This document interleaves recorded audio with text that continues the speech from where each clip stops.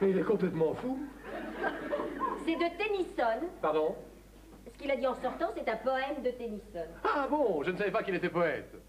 C'est votre mari, je veux dire. Bien qu'il se conduise plutôt bizarrement. Vous l'avez remarqué, vous aussi? C'est assez remarquable. Savez-vous, quand je suis arrivé ce matin, c'est tout juste qu'il ne m'a pas embrassé. Quant à la manière qu'il a de lorgner ostensiblement sa secrétaire comme si elle se promenait toute nue, je la trouve également déraisonnable. Et c'est compréhensible, certes compréhensible, mais déraisonnable. Autrement dit, vous admettez que l'on ne puisse pas regarder Mademoiselle Forsyth sans l'imaginer toute nue. Dois-je en conclure que cela vous est arrivé? Et sur le quai de la gare, quand elle est descendue du train. Puis-je vous rappeler, John, que c'est avec moi que vous partez demain pour l'Italie? Allons, voyons, Lise. Mais ne soyez pas bêtement jalouse parce que j'ai imaginé Mademoiselle Forsyth toute nue. Mais comment croyez-vous que je vous ai imaginé, vous derrière votre chandelier, et pendant ce dîner à l'ambassade du Chili, hein? Dites-moi un peu. Oh, John, chérie, vous dites des horreurs. Bon? Mais vous les dites si bien. Ah, bon. Bonjour. Bonjour, Lise. Ça va? Ça va et vous? Pas du tout. Ah bon? Oh, John, ne m'envoyez pas de ma ridicule petite scène de tout à l'heure, mais la vérité est que je suis terriblement crispée.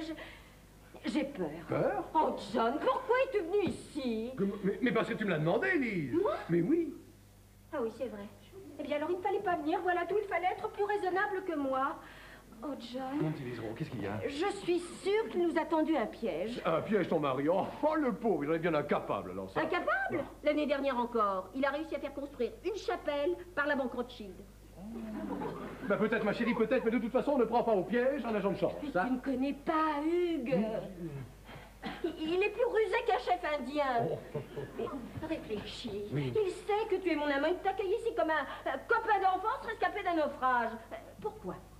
Et pourquoi exactement peut-il aller dans le lit de cette horrible Mademoiselle Forsyth? Comment? Il veut aller dans le lit de Mademoiselle Forsyth avec Mademoiselle Forsyth? Évidemment. Et tu te demandes sérieusement ce qu'ils comptent y faire? Enfin, voyons, les ils vont pas faire un jean, écoute. D'après lui, c'est pour que Madame Gray les surprenne demain matin en apportant le petit déjeuner et qu'elle puisse en témoigner devant le juge des divorces. Ouais. Il dit qu'il veut prendre tous les torts du divorce à sa charge. Mais plains-toi. Mais ça ne tient pas debout, John. Hugues n'est pas du tout le genre de mari à rendre ce genre de service. Si tu le connaissais comme je le connais, Dis-moi. tu te rendrais compte que tout ce qu'il fait depuis quelques heures est éminemment suspect. Oh, suspect, Lise. À commencer par cette partie de tennis que tu crois avoir gagnée. Oh, mais je l'ai vraiment gagné. Et même avec un certain brio, 6-0, 6-0, 6-1. Mais parce qu'il l'a fait exprès. Exprès de se faire battre devant tous les membres de son club par l'amant de sa femme. Enfin, voyons, Lise, essaie de dire des choses sensées. Il transpire à grosses gouttes, le malheureux. J'imagine que ça doit être éreintant d'envoyer encore plus de balles que toi dans le filet. Oh non, alors ça, je n'aime pas. À son âge, Hugues est encore classé en milieu de deuxième série. Ça signifie qu'il n'y a pas dans toute l'Angleterre plus de 50 joueurs capables de le battre. Mais avec moi, ça fera 51, tout simplement. Mais ne soyez pas ridicule. Qui avez-vous battu au tennis jusqu'à présent, à part votre tante Agathe? Oh, mais je n'ai pas de tante Agathe et vous donnez franchement désagréable, Lise. Oh, pardon, John, mais je voudrais tellement que vous compreniez que Hugues s'est moqué de vous. Mais on ne se moque pas de moi, si invraisemblable que cela vous paraisse. J'ai battu votre mari, pas seulement au tennis, mais aussi aux échecs. Vous avez battu Hugues aux échecs? Ce matin même, après notre partie de tennis, je ne pratique pas ainsi jamais ce jeu, mais je me suis montré plutôt brillant. Ce pauvre personne s'est effondré en moins de 5 minutes, ça n'a pas traîné. Dieu de Dieu. Qu'est-ce qu'il y a, mon petit Lison? Qu'est-ce qui se passe? John, Je suis là. vous avez entendu parler d'Igor Andreïev? Et c'est le pédicure? Non, pas celui-là. Ah, pardon, Igor Andreïev est un jeune prodige, futur champion du monde des échecs. Oui. Il a fait l'année dernière une tournée en Europe et Hugues a eu l'occasion de jouer contre lui à son cercle. Oui. Il a fallu 3 heures à Andreïev pour en venir à bout. Oui. Et alors? Mais vous comprenez maintenant que vous n'avez pas pu le battre, vous, en 20 minutes, et que vous ne le battriez pas davantage en 20 ans. Mais je l'ai tout de même battu, ma chère, c'est une évidence, et je m'étonne qu'il vous soit aussi pénible de l'admettre. Vous avez une tête de mule et une dose de vanité qui ferait rougir un chanteur de charme.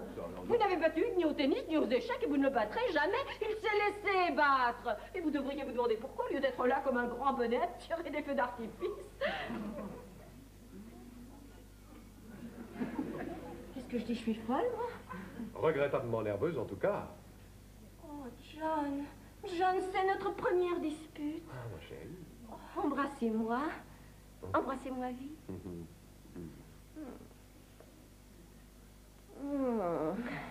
Je suis dans vos bras comme une feuille dans le vent et j'ai envie de danser.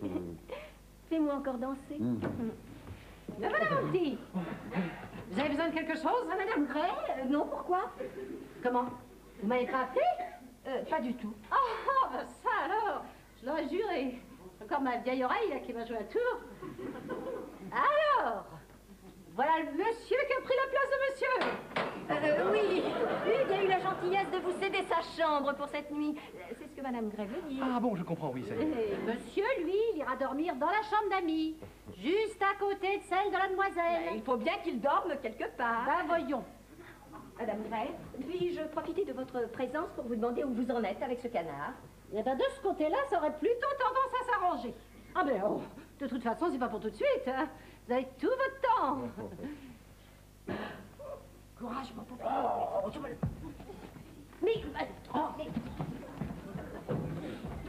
Lise, c'est cette Madame Gray qui va surprendre demain matin votre mari dans le lit de Mademoiselle Forsyth et vous servir ensuite de témoin? C'est elle, oui, Dieu merci, il n'y en a qu'une. Je la trouve très bien, moi. Oh, dites donc, Lise. À propos, non, soyons sérieux. J'espère qu'elle ne se doute de rien en ce qui vous concerne, vous et moi. De rien, rassurez-vous, toute son attention est accaparée par la beauté pulpeuse de Mademoiselle Forsyth. Quant à moi, je suis à l'abri de tout soupçon. Elle m'appelle son pauvre agneau et me prend pour une sainte. Non, c'est amusant, ça. Non. Vous croyez surtout pas que je m'ennuie?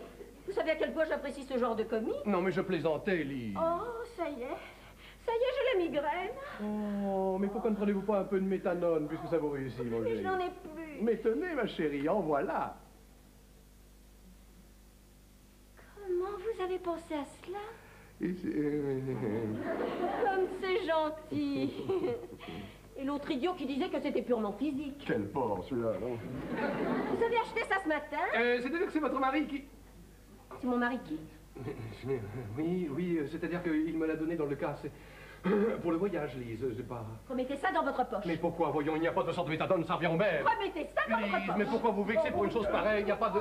Qu'est-ce qui se passe? Mais qu'est-ce qu'il a? Ah, mon Dieu! Qu'est-ce qu'il y a, Preston? Oh, mon Dieu! Asseyez-le, Lise, asseyez-le. Parle! Dégrafez-le. Lise. Mademoiselle Forsyth! Mais quoi, Mademoiselle Forsyth? Mademoiselle Forsyth! Mais où est-elle? Parlez! Au fond du jardin, étendue sur un banc. Il est à craindre que la malheureuse gosse ait été piquée à la jambe par une guêpe, dites donc. C'est stupide de faire des portes pareilles, une guêpe. Eh ben, et alors une guêpe, ne dis pas n'importe quoi, une guêpe.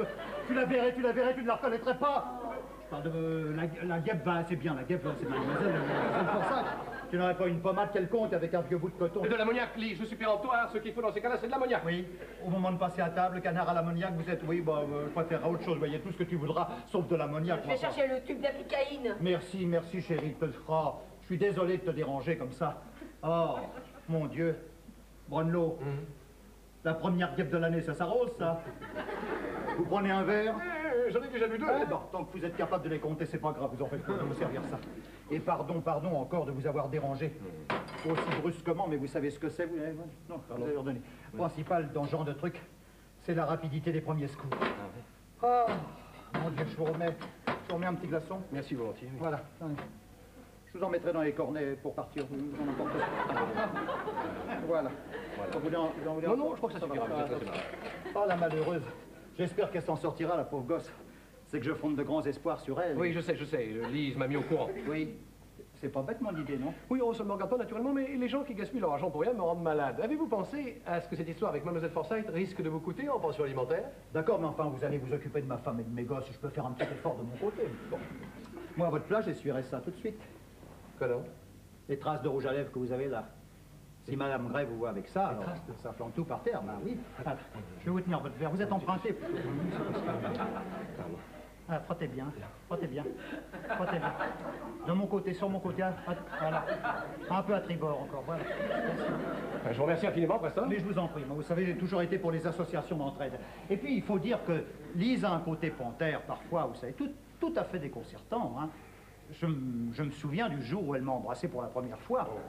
Non, je vous dis ça, c'est comme ça. Ben, embrasser, enfin ce que j'appelle embrasser, vraiment le baiser qui compte. C'était en Écosse, c'était sur les bords du Loch Ness. Je savais pas, nous étions en voiture, nous roulions là, et depuis un petit moment, et à un moment j'arrête pour allumer une cigarette, mon cher ami. Elle m'est tombée dessus, la foudre, sans prévenir la foudre. Tout a volé. Mon briquet, mon étui à cigarette, mon bouton de colle, tout a volé. Elle m'avait même ébranlé une dent, vous vous rendez compte? Elle bouge encore, regardez. Là, là, là.